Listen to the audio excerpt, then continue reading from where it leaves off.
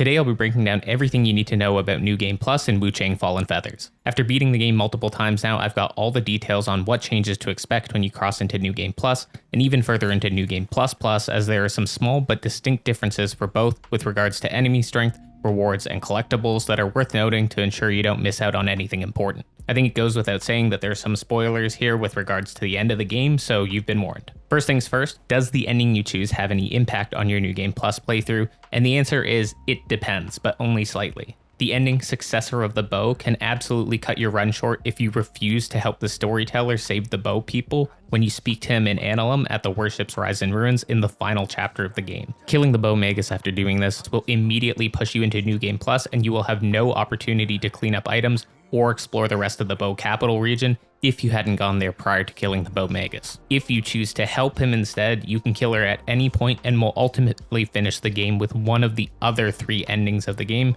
depending on your choices. If you care about having all possible upgrades going into your first New Game Plus, I would highly recommend completing the entire White Robed Elder questline before fighting the final boss, as well as withholding the chisel from Jianyanzi when you meet him in the Burning Cavern where you first start the game. If you choose to give him the chisel, you will force the Jar of Medicine ending and will have to get that chisel back in New Game Plus, but it's not especially useful anyways, so it's going to be up to you whether you give it to him or not on your first run. This is generally considered the bad ending though. Otherwise, your New Game Plus start will be identical regardless of the ending you choose. After defeating the final boss, you'll have a chance to clean up whatever you need before interacting with a gate that triggers your respective ending based on the decisions and items you've acquired tied to those remaining 3 endings. Before doing this though, I would highly recommend going to Wuchang, Tao King, and the Panda Merchant and buying all available feathers and benedictions from them before crossing over, as the ones that have set effects must be used with ones of the same rank, which I'll discuss in more depth later, but trust me and just buy them all before you start your New Game Plus if you haven't already. For all Benedictions and Pendants, you will never be able to get their base versions again after this, so this is your last chance to get them if you're a completionist, as you're only going to find upgraded versions of them in your New Game Plus runs. Armor and weapons don't matter if you don't want to shell out the red Mercury for them immediately, and you'll be able to buy them again from the shops after.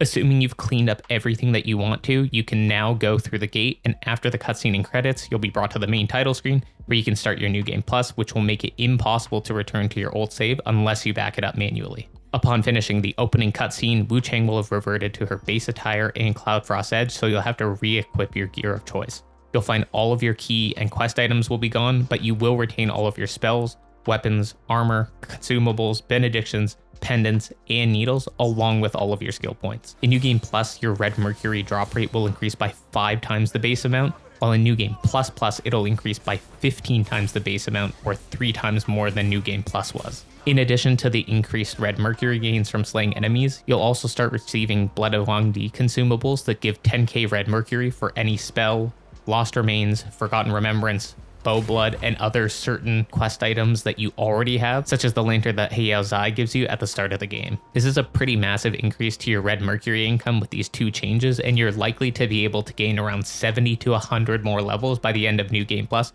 just from playing the game normally and not even doing any active farming. Once you reach New Game Plus Plus, it seems like the game will selectively swap out weapons and armor that you have at least 2 copies of with full-grown red Mercury drops, but it's not especially clear how it decides when to do that. For example, it was swapping any armor that I would have got a 3rd set of, along with that halberd that you get right at the beginning of the game after walking out of the gates near Heiyao Zai, but then the other weapons that I've picked up further into the run would still let me get a 3rd copy of it. At this point though, these are just pity drop bonuses, as they're only worth like around 1,000 red Mercury each, and your level ups probably cost over 200k by then. So just don't be surprised when you think you should have been getting weapons and armor and then these start showing up. It just means you have enough of them already in your inventory or in your warehouse storage. In terms of quest lines, everything is fully reset, so this will be your chance to make some slightly different decisions if you want to, and to play for any of the endings that you may have missed the first or second go around due to missing some key quest steps. Now let's talk about enemies. How much stronger are they both in terms of damage and HP?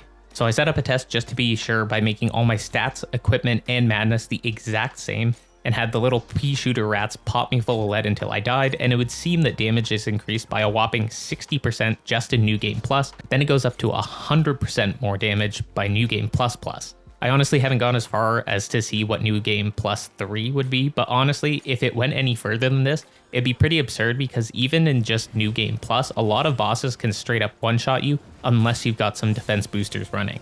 As for enemy HP increases, it looks pretty damn close to the exact same thing, with a 60% buff to enemy HP pools on New Game Plus, and then 100% again for New Game Plus Plus, which was interesting.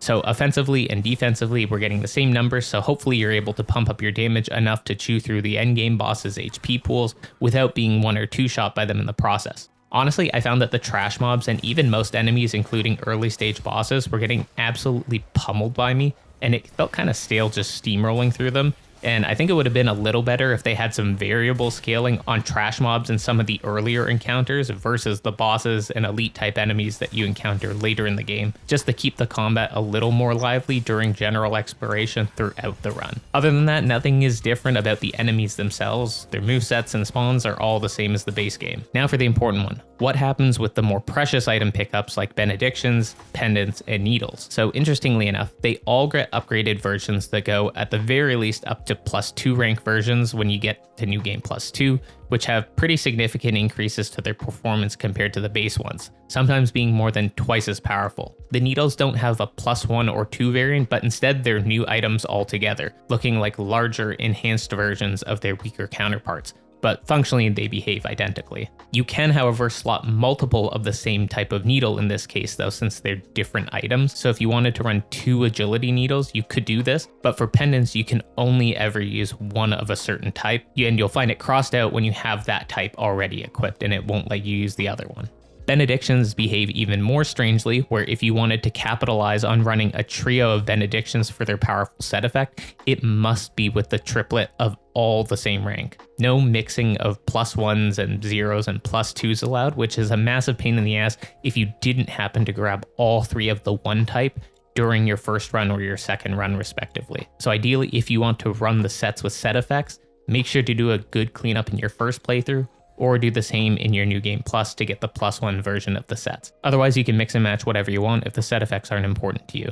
As for feather drops, you'll be able to kill all the same elite enemies again and find the same floor items for another full set of feathers so that you can get more of your weapons to rank 10. By the end of New Game Plus, it's possible to have all of them maxed out. Finally, you may have noticed some elite enemies drop red Mercury essence skill points when you kill them, but unfortunately this won't be the case in subsequent playthroughs for the most part. You'll instead just get a Blood of Langbi when you kill them, or nothing in some cases sadly. If you hadn't killed them at least once in one of your playthroughs, it will still drop its red Mercury essence on that first kill. Bai Crew, who you fight at the very beginning of the game, also follows this rule, as killing him in your first playthrough would have given you a whopping 5 red Mercury essence right out of the gates, but rewards nothing if you kill him again at the start of a New Game Plus run. It will be a nice bonus if you happen to die to him in your original playthrough though. All actual large health barred named bosses will now drop at least 1 red Mercury essence though, so there will be a steady stream of additional skill points to rack up over the course of a new run, which is pretty nice. All the other standard consumable type items will be respawned, none of them being any stronger than their base game spawns. It's just exactly the same layout, and you'll also find that all the Bamboozlings will spawn as well. So definitely make sure to take them out so that you can buy the Tri-Disciplinary Force Benediction from the Panda, or for more feather pearls from him if you have any excess as well. As for Tao King and Wuchang, their shops will maintain all of the stock that you had unlocked in the base game playthrough, so you don't need to gather the items and give them to them again, unless you want to hear the dialogue lines related to them again.